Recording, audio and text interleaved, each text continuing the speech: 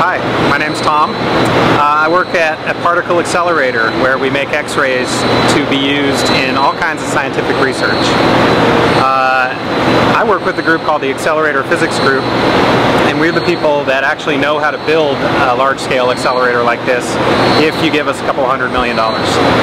We have about 2,000 to 3,000 researchers come through every year and do all kinds of material science, everything from studying proteins to solar cells to contaminated soil, anything you can think of. My day-to-day job involves monitoring the quality of operations of the accelerator, and the accelerator is what makes the X-rays that people use to do the research. So it's very important that it runs stably and continually as much as possible.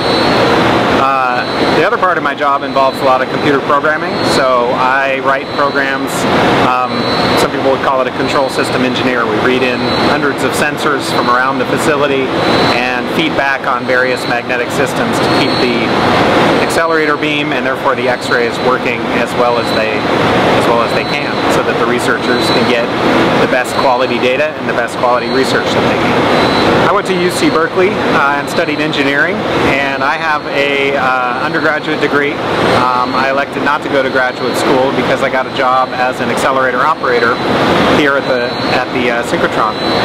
When I first started, it was a lot of sitting, watching the machine, waiting for something to go wrong, and eventually I started getting more involved with the accelerator physicists who were upgrading, tuning up, and making the machine work dependably, and got very interested in what they were doing.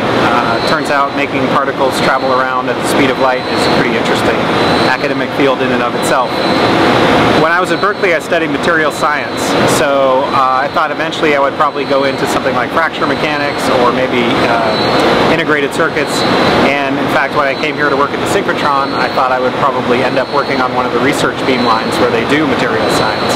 But like I said, my interests got diverted, and I ultimately ended up working with the accelerator physicists. That was a long process. I volunteered to do shifts with them, spent time helping them do simple tasks, and eventually built up my knowledge and expertise to the point where I could be a member of their group.